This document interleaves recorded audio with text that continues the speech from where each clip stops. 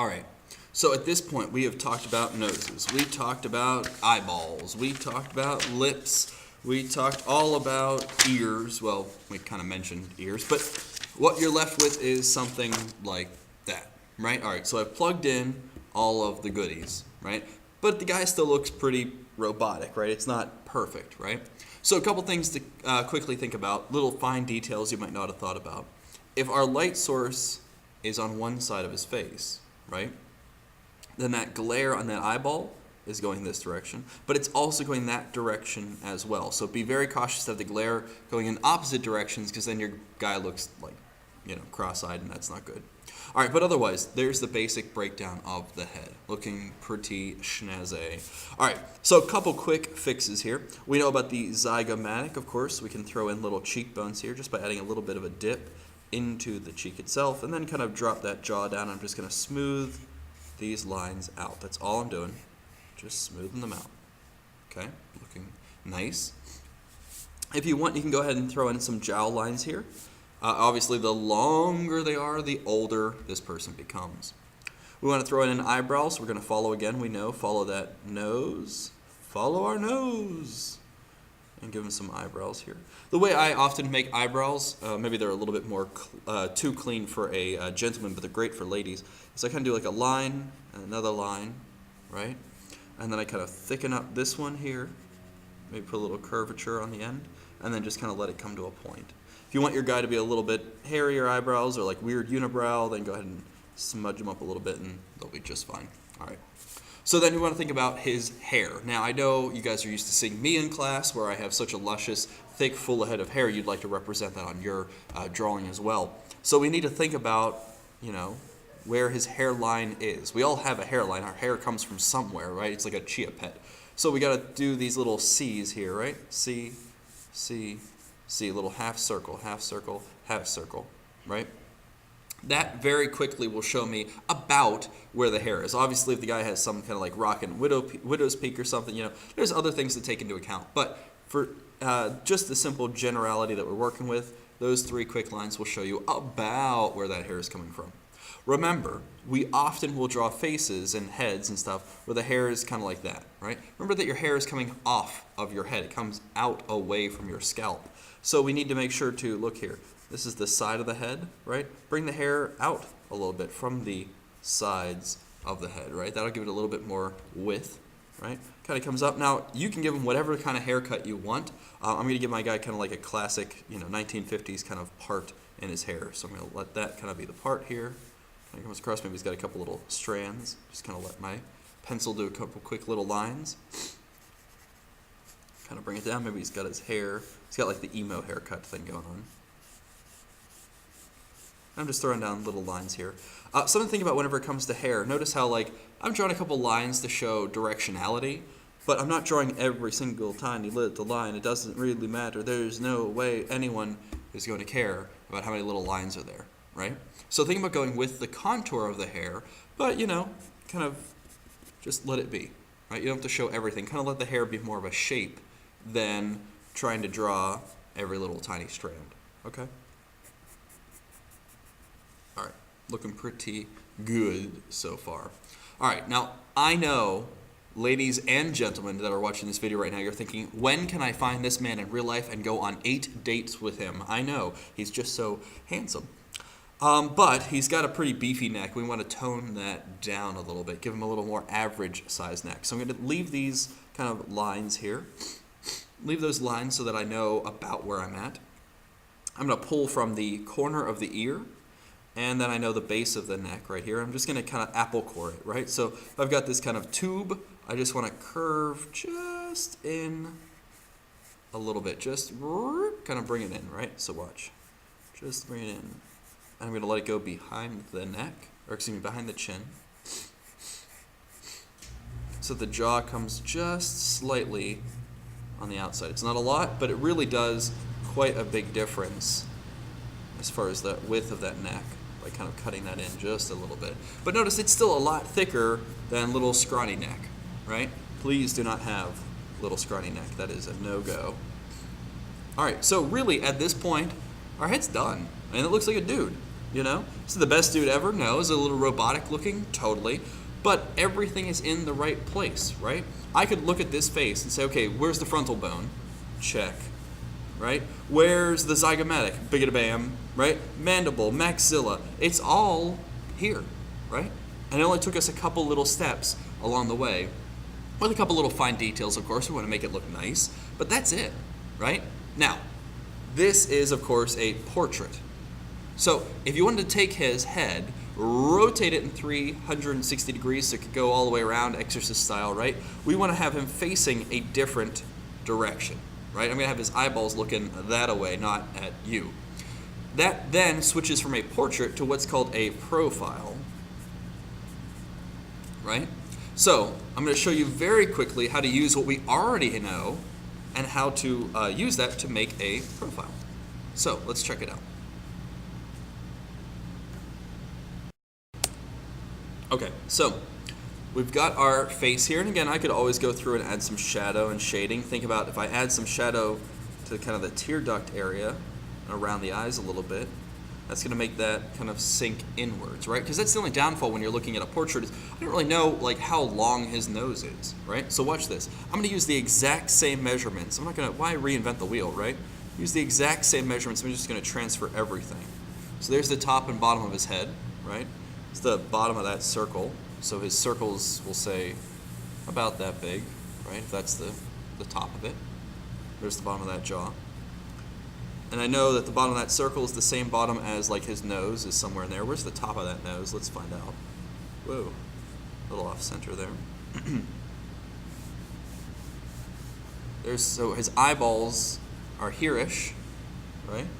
And then his nose is there-ish. Okay, so far so good. Let's see what else. His hair, I mean, we're going to transfer everything. So his hair is somewhere about there, kind of. Top of his ear, and of course if he's looking at the direction, then his ear is now like the center of the page. Bottom of his ear, so his ear is kind of here-ish. Okay. We know where the bottom of the jaw is, so I can kind of pull his face kind of down like that. Lips, so his lips are kind of here, right? Now, something to think about. Your neck does not come straight down, I promise. Go ahead, like I said, take your hands and kind of like feel your neck. It actually comes a little bit more at an angle like this because it's coming from our back, you know, your shoulders here-ish, right? So whenever you're drawing in the neck, just keep that in mind a little bit. Of course, the jaw, we already know, comes from, it kind of hooks near, underneath there, that zygomatic bone, and the jaw kind of comes down like that. So we know that we want to represent that jaw kind of in there. And the key is this, everything becomes a lot easier because I understand where the bones are, right? Zygomatic, there's this cheekbone, right? You can just plug it in, right? Mandible, maxilla, it's all in there. His teeth come around here. There's some teeth. Nasal bone, right? And then I know that nose itself comes out from there. Your eyes actually kind of go in because, again, there's an eye socket there. So it kind of comes in, goes back out. You get that kind of like caveman forehead a little bit. That goes back. And your head, actually, your cranium is a little bit elongated. It's not quite totally a sphere. So you can add a little bit more mass to the back if you want to, right? That already looks pretty good. And that took me about 3 whole freaking seconds, right? So you guys are doing rockin' so far. So all we're going to need to do now is add on basically the details we already know how to do, simply rotating them and plugging them over here.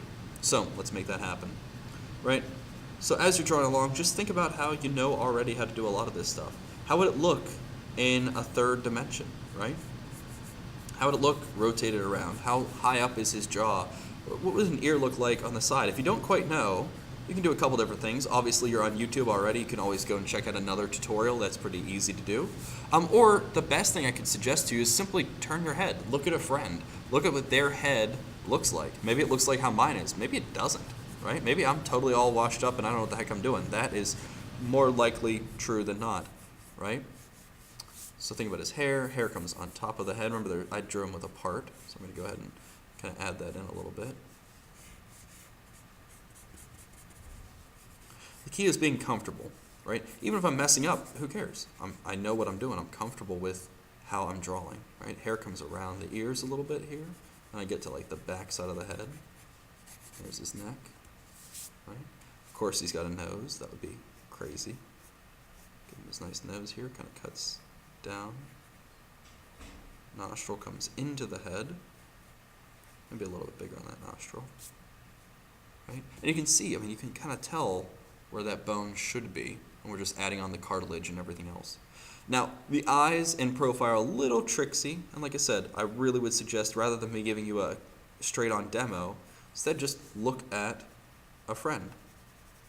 Look at how their eyes kind of function and work, because learning to see is probably as important, if not more important, for your evolution through art. Because you're going to come across things that don't have a tutorial on YouTube, that people don't know how to draw. And you'll be the one who comes up with that tutorial. You'll be the one who comes up with it, but you have to be able to see it first. It's way more important to see it.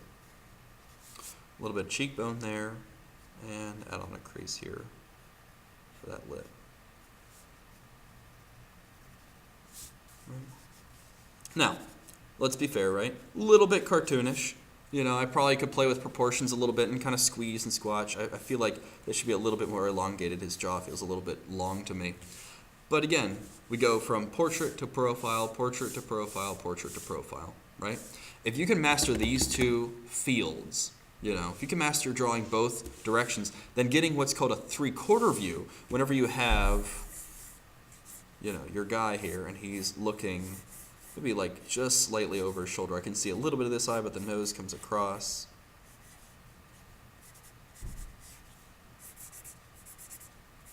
A little bit of that ear, a little bit of this ear. Kind of really how you see people every day of their lives, right? Nobody ever just stares at you head on. Nobody stares profile for you. We kind of look around, right? We see each other in 3 dimensions, right? But knowing how to draw these, your brain will kind of put 2 and 2 together and say, okay, well, where do these things go? And as you're doing it, you won't even need to worry about blocking in anymore. Maybe I want my guy to kind of look off in the corner here. All right, what's up there? I don't know, something awesome. Just looking over his shoulder. You can start to find your own style by saying, you know what, I really like doing hair like this. That's okay. Do some crazy anime hair, Dragon Ball Z style. You can do it. But you gotta know the basics first. You don't know the basics, what's the point, right? So 3/4 view, right? 3/4 view, kind of looking at an angle. We're gonna get to this later on. We've got our profile and our portrait, right? That, my friends, is what you've been working towards, to figure out how the human head is constructed, okay?